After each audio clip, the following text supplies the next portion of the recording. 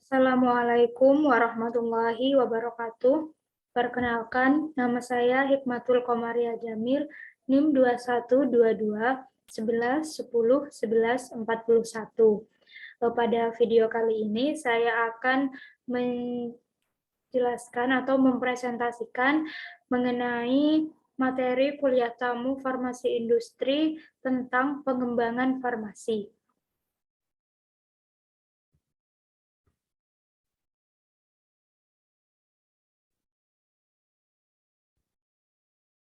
Adapun topik yang akan dibawakan atau dibahas pada video ini, yang pertama adalah alur pengembangan, yang kedua adalah studi praformulasi, yang ketiga tahap pengembangan, yang keempat uji stabilitas, yang kelima uji BA dan uji BE atau uji bioavailabilitas dan uji bioekivalensi, dan yang terakhir adalah registrasi.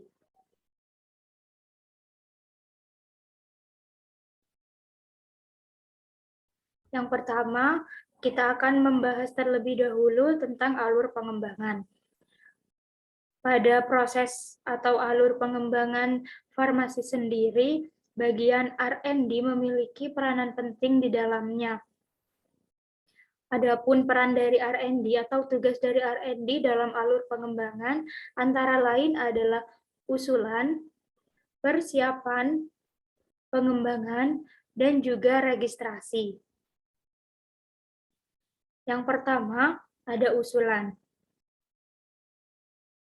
Tugas R&D dalam usulan yaitu antara lain, pertama adalah survei pasar dan forecasting, yang kedua adalah usulan mengenai CPOB, fasilitas, dan peralatan yang akan digunakan, yang ketiga mengenai hak paten, yang keempat berkaitan dengan sourcing, dan yang kelima usulan terkait dengan estimasi harga.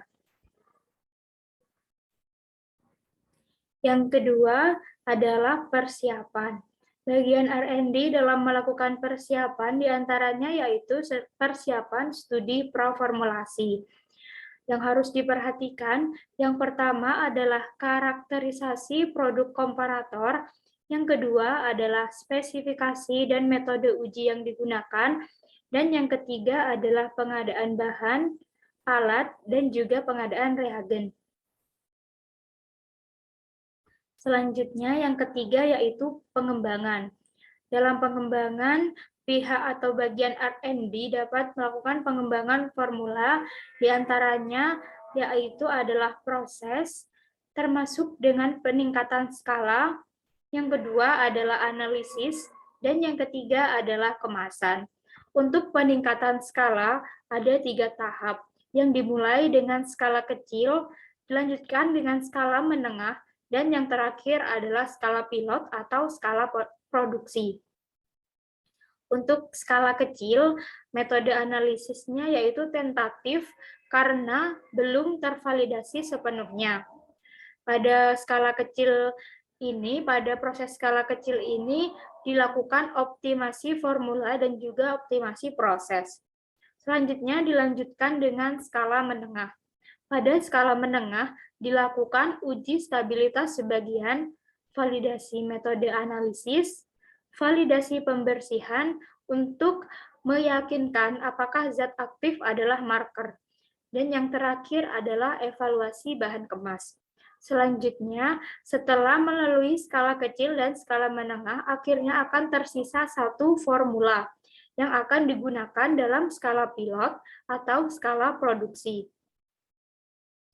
Untuk skala pilot atau skala produksi sendiri, metode analisisnya sudah tervalidasi karena formulasi sudah jelas. Karena formula sudah didapatkan satu formula yang jelas atau yang meyakinkan. Selanjutnya dilakukan transfer teknologi, uji waktu tunggu, uji stabilitas, dan uji BE atau uji bioekivalensi. Untuk validasi proses, minimal dilakukan 2 batch, dan untuk produk lepas lambat digunakan 3 batch. Skala pilot atau skala produksi ini nantinya akan Dilakukan penentuan produktivitas produk antara. Selanjutnya, setelah skala pilot selesai, akan dilanjutkan registrasi BPOM. Selanjutnya adalah studi praformulasi. Untuk studi praformulasi sendiri memiliki beberapa tujuan. Tujuan yang pertama adalah dasar rasional dari formulasi, karena dalam studi praformulasi, formulasi yang akan dirancang benar-benar dipikirkan secara matang pada studi praformulasi ini. Yang kedua adalah dasar optimalisasi kualitas dan kinerja produk. Dan yang terakhir, yang merupakan tujuan utama adalah meningkatkan kesuksesan dan efisiensi formulasi. Pada studi praformulasi sendiri, untuk mendapatkan formulasi yang baik, hal-hal yang harus diperhatikan pada studi praformulasi diantaranya adalah yang pertama ada sifat fisika. Sifat fisika di sini akan menentukan bagaimana formulasi suatu produk akan dibentuk. Sifat fisika yang meliputi antara lain ukuran, bentuk, dan luas partikel, titik lebur, kelarutan, dan higroskopisitas. Higroskopisitas sendiri itu ada 3 macam. Yang pertama, higroskopis, di mana produk obat dapat menarik air. Yang kedua, efflorescence, di mana produk obat selain dapat menarik air, juga dapat melepaskan air. Contohnya adalah asam sitrat monohidrat. Dan yang terakhir adalah deliquescence, di mana selain bahan obat dapat menarik air, bahan obat juga dapat larut di dalam air. Yang kedua adalah sifat kimia. Sifat kimia contohnya adalah struktur dan gugus fungsi, di mana struktur dan gugus fungsi itu sendiri dapat mempengaruhi kelarutan dan stabilitas produk obat yang akan dibuat. Yang kedua adalah pKa atau konstanta ionisasi, yang menentukan apakah bahan termasuk asam atau basa. Jika pKa sama dengan pH, maka akan terionisasi 50:50 atau setengahnya. Pada produk yang berbentuk basa atau dalam kondisi basa, semakin tinggi pH, maka kelarutan akan semakin rendah. Dan sebaliknya, jika bahan dalam bentuk asam, semakin tinggi pH, maka kelarutan dari bahan tersebut akan semakin tinggi. Dengan nilai pKa juga dapat menentukan lokasi absorpsi obat. Selain itu, karena pKa juga menentukan bentuk tidak terion dan terionkan dari bahan, maka dengan nilai pKa ini dapat memilih pengawet yang baik atau yang cocok dengan formulasi, dikarenakan pengawet akan aktif atau pengawet aktif adalah yang dalam bentuk tidak terionkan. Yang terakhir, untuk sifat kimia adalah koefisien partisi. Selanjutnya yang ketiga adalah sifat biologi. Sifat biologi juga dapat mempengaruhi dari formulasi suatu bahan obat. Sifat biologi ini antaranya adalah klasifikasi biofarmaseutika atau BCS, dan juga keamanan terhadap operator. Karena di sini untuk studi praformulasi, selain untuk mendapatkan formulasi terbaik, juga harus melihat faktor kesehatan dan keamanan bagi operator yang menjalankan tugas di bagian studi praformulasi itu sendiri. Selanjutnya yaitu ada tahap pengembangan, di mana kita bahas pertama yaitu pengembangan formula. Untuk pengembangan formula, atribut bahan aktif dievaluasi pengaruhnya terhadap atribut mutu kritis produk obat. Kemudian juga dilakukan analisis resiko relatif. Di sini untuk pengembangan formula terdiri dari eksipien, di mana perlu dipilih dengan tepat apa saja yang diperlukan untuk menjadi eksipien, dikaitkan dengan sifat fisika, kimia dan biologi dari bahan aktif obat itu sendiri. Seperti contohnya untuk eksipien di sini adalah pemilihan lubrikan, pemilihan antiadherence, pemilihan disintegran, pemilihan suspending agent, dan juga pemilihan pewarna dan lain-lain. Yang kedua ada pengawet. Perlu diperhatikan apakah sediaan yang akan kita buat itu membutuhkan pengawet atau tidak. Dikarenakan tidak semua obat memerlukan pengawet. Ini juga dikaitkan dengan tingkat efikasi, tergantung pada struktur kimia, kadar, sifat fisika kimia produk, jenis dan tingkat kontaminasi mikroba, desain kemasan, dan juga suhu penyimpanan. Yang ketiga ada spesifikasi produk. Bentuk spesifikasi produk sendiri dapat dilihat pada monografi farmakope, yaitu pada Farmakope Indonesia, atau juga dapat dilihat pada USP dan lain sebagainya.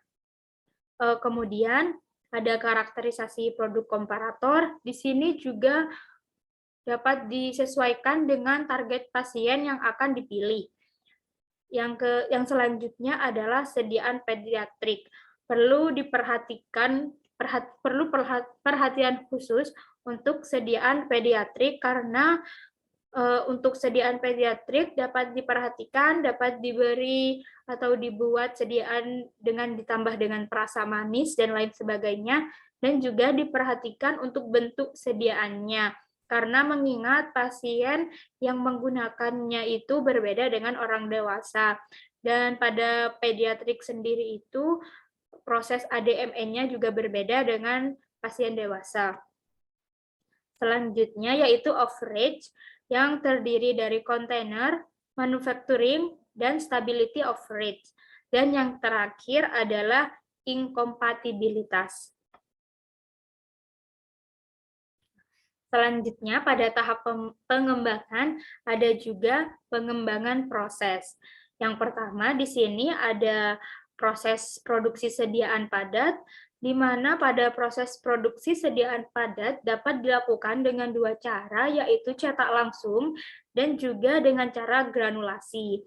Untuk cetak langsung sendiri, kelebihannya yaitu biaya yang dibutuhkan itu relatif lebih rendah dan waktu dan prosesnya juga singkat, sedangkan terdapat resiko, yaitu resiko debu untuk kesehatan operator dan juga resiko segregasi. Yang kedua dapat dilakukan dengan granulasi. Granulasi sendiri ada dua tipe, yaitu granulasi kering dan granulasi basah. Granulasi sendiri itu diartikan sebagai proses penyatuan partikel-partikel kecil menjadi massa permanen berukuran lebih besar, tetapi partikel penyusun di dalamnya itu masih dapat diidentifikasikan. Untuk granulasi sendiri ini memiliki kelebihan dibandingkan dengan proses cetak langsung, karena dengan menggunakan granulasi, yang pertama dapat memperbaiki aliran, menurunkan debu sehingga keamanan untuk operator yang melakukan proses produksi juga akan meningkat, dan juga dapat meningkatkan keseragaman distribusi bahan kandungan produk. Selanjutnya yang kedua yaitu evaluasi homogenitas. Di sini ada blend uniformity dan juga content uniformity, di mana untuk blend uniformity ini homogenitasnya itu dilihat dari keseluruhan bahan yang digunakan dalam suatu produk. Sedangkan untuk content uniformity ini homogenitasnya itu dilihat dari bahan aktif produk itu sendiri. Jadi untuk yang content uniformity ini lebih diutamakan homogenitas pada bahan aktifnya. Yang ketiga yaitu faktor pencampuran. Untuk faktor pencampuran perlu diperhatikan untuk ukuran, bentuk, densitas partikel, kohesivitas, kelembapan dan suhu, kecepatan rotasi mixer yang digunakan dalam proses pencampuran, dan juga muatan elektrostatik. Karena hal-hal tersebut dapat mempengaruhi dalam proses pencampuran. Yang ketiga, segregasi. Segregasi sendiri yaitu kondisi di mana partikel dengan sifat yang sama terkumpul pada area tersendiri dalam suatu peralatan atau mesin atau juga dalam suatu proses. Sifat yang sama yang dimaksud di sini seperti ukuran, komposisi, densitas, resiliensi, dan juga muatan statis. Yang kelima adalah aglomerasi dan juga lubrikasi. Perlu diperhatikan di sini untuk penggunaan lubrikan harus pas, tidak boleh berlebih karena apabila terjadi over lubrikasi, maka tablet tidak bisa keras dan juga disolusi dan disintegrasi pada akhirnya juga akan ikut terganggu. Yang terakhir atau yang poin ke-6 adalah tabletasi. Hal-hal yang dapat mempengaruhi tabletasi diantaranya prakompresi, tekanan kempa, dan juga durasi kempa. Selanjutnya, untuk tahap pengembangan ada kemasan farmasi. Kemasan farmasi tidak dapat sembarangan dipilih karena harus disesuaikan dengan sediaan yang akan menempati tempat tersebut. Di sini ada 3 contoh sediaan. Yang pertama, sediaan cair dan non-steril. Sediaan cair non-steril yang biasanya kemasan yang digunakan berupa botol atau sachet. Yang kedua, sediaan semi-solida. Biasanya itu kemasan yang digunakan berupa tube atau juga dapat digunakan blister. Dan yang ketiga, sediaan steril, di mana untuk sediaan steril ini harus benar-benar diperhatikan karena tidak boleh ada mikroba yang terperangkap di dalam kemasan dari sediaan itu. Di mana di sini contoh dari kemasan untuk sediaan steril ada vial, ampul, kantong infus, dan juga siring. Selanjutnya yaitu pada tahap pengembangan, yaitu pengembangan metode analisis. Untuk pengembangan metode analisis itu perlu disesuaikan dengan acuan metode yang digunakan. Untuk acuan metode yang digunakan di Indonesia itu mengacu pada Farmakope Indonesia dan juga dapat mengacu pada pustaka lain yang memang digunakan sebagai acuan. Untuk acuan metode disolusi dapat mengacu pada FDA dan juga pedoman BE. Selanjutnya, untuk tujuan dari pengembangan metode analisis sendiri untuk memenuhi kriteria ketersediaan kolom. Dan di sini untuk metode disolusi ada kriteria penerimaan yang dinyatakan sebagai key, yaitu persentase bobot bahan aktif terlarut terhadap bobot label. Umumnya disolusi sendiri berada pada rentang 75 hingga 80%.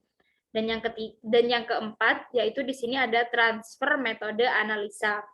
Transfer metode analisa ada 4 macam. Yang pertama comparative testing, yang kedua co-validation, yang ketiga revalidation atau revalidasi, dan yang keempat transfer waiver, di mana untuk comparative testing sendiri itu merupakan metode analisa yang paling umum digunakan dan dapat digunakan untuk metode yang telah tervalidasi.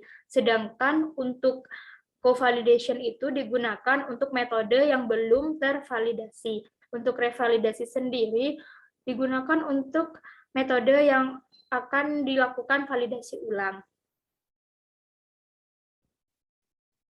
Selanjutnya ada uji stabilitas. Di sini prinsip dari uji stabilitas yang pertama menjamin stabilitas produk, yang kedua menjaga spesifikasi produk, yang ketiga menentukan bahan kemas tertentu, yang keempat disimpan sesuai kondisi yang telah ditentukan, dan yang kelima untuk periode waktu tertentu. Tujuannya sendiri untuk uji stabilitas di sini, yang pertama untuk pengembangan, yang kedua untuk registrasi, dan yang ketiga untuk post market. Di mana untuk registrasi sendiri ini butuh dokumen yang berisi tentang stabilitas dari produk yang akan diregistrasikan, dan untuk post market nanti setelah produk dipasarkan, diharapkan produk dapat stabil. Untuk jenis uji stabilitas sendiri ada 4. Yang pertama, stabilitas dipercepat atau accelerated. Yang kedua, stabilitas jangka panjang atau long term. Yang ketiga, in-use stability. Dan yang keempat, stress testing.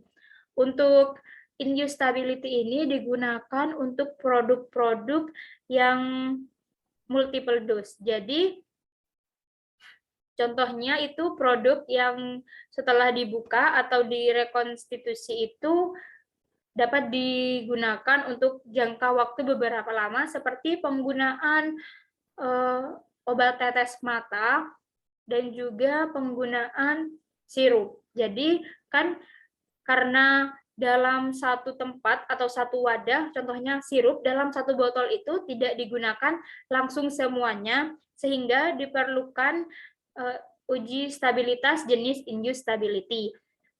Dan sedangkan untuk bahan yang kemasannya untuk single dose itu tidak perlu dilakukan in-use stability. Contohnya adalah tablet, kemasan tablet yang dikemas dalam bentuk strip itu tidak perlu menggunakan in-use stability. Yang untuk stress testing ini digunakan untuk kondisi ekstrim. Contohnya yaitu freeze thaw testing dan juga photostability testing. Untuk desain uji stabilitas sendiri, yang pertama ada kondisi penyimpanan, yang kedua parameter uji, yang ketiga spesifikasi, yang keempat pemilihan batch, dan yang kelima waktu pengujian. Perlu diperhatikan agar uji stabilitas dapat dilakukan dengan baik. Selanjutnya ada uji BA dan BE. Untuk BA atau bioavailabilitas merupakan kecepatan dan jumlah bahan aktif atau senyawa aktif yang terserap dari produk obat dan tersedia di tempat kerjanya. Dan untuk bioequivalensi sendiri, di sini equivalensi farmasetik atau alternatif farmasetik pada pemberian dengan dosis molar yang sama akan menghasilkan bioavailabilitas yang sebanding. Jadi nanti jika bioavailabilitasnya sebanding, maka efek yang akan diperoleh dari pemberian dengan dosis molar yang sama juga efeknya akan sama. Uji bioequivalensi ini dilakukan apabila obat berada dalam satu golongan yang sama atau merupakan obat kopi pertama. Jadi, jika obat itu merupakan obat kopi pertama dari hak paten yang telah melalui masa patennya, itu perlu dilakukan uji bioequivalensi terlebih dahulu. Nah, selanjutnya adalah registrasi. Registrasi sendiri di sini yaitu setelah produk jadi, setelah produk telah diuji dan lain sebagainya, setelah melewati proses yang panjang, di sini produk harus diregistrasikan ke BPOM untuk melihat apakah produk tersebut memenuhi persyaratan BPOM sehingga dapat dipasarkan atau tidak.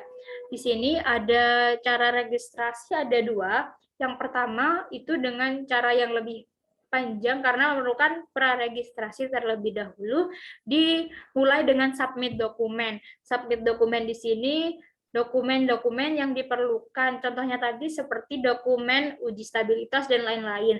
Dilanjutkan dengan praregistrasi. Setelah melalui proses praregistrasi, akhirnya mendapatkan persetujuan HPR atau persetujuan hasil praregistrasi. Selanjutnya dilakukan registrasi. Kemudian setelah registrasi dilakukan approve letter dan proses terakhir yaitu mengurus nomor izin edar bagi produk yang telah diregistrasikan.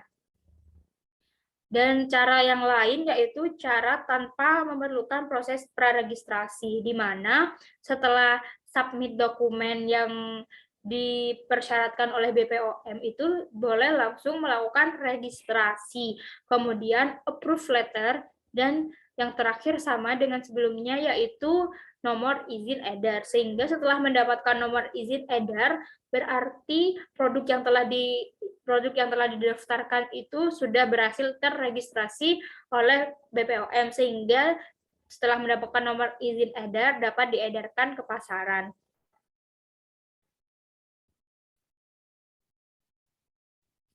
Selanjutnya ada kategori registrasi obat.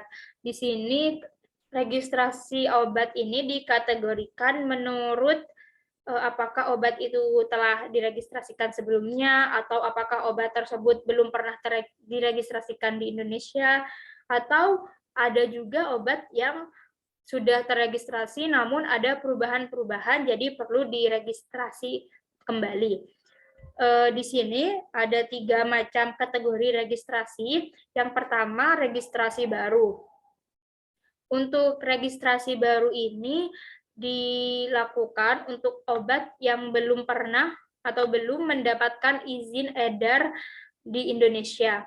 Jadi untuk obat-obat yang belum pernah mendapatkan izin edar dan berarti belum pernah diedarkan sebelumnya di Indonesia, maka obat tersebut harus melakukan registrasi yaitu dalam kategori registrasi baru. Yang kedua yaitu di sini ada registrasi variasi. Registrasi variasi sendiri ini untuk sebelumnya produknya sudah pernah diregistrasikan, namun dalam prosesnya ada perubahan-perubahan. Perubahan-perubahan tersebut dapat berupa dalam aspek administratif, keamanan, mutu, khasiat, dan atau informasi produk dan label obat yang telah memiliki izin edar di Indonesia. Jadi untuk obat-obat yang telah memiliki izin edar namun pada proses pemasarannya itu terdapat perubahan seperti perubahan khasiat dan lain-lain, itu perlu melakukan registrasi kembali dalam kategori registrasi variasi. Dan selanjutnya yang terakhir yaitu registrasi ulang. Untuk kategori registrasi ulang sendiri ini diperuntukkan untuk obat yang sudah pernah diregistrasikan dan sudah pernah diedarkan, namun masa registrasinya sudah habis, jadi perlu registrasi ulang. Atau yang di sini ini registrasi ulang dimaksudkan adalah registrasi perpanjangan masa berlaku izin edar.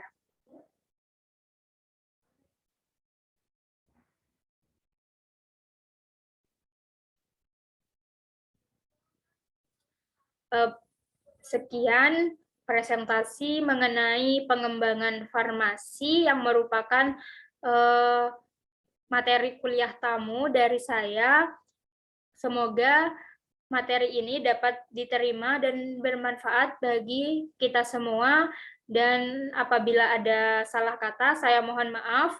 Saya ucapkan terima kasih. Wassalamualaikum warahmatullahi wabarakatuh.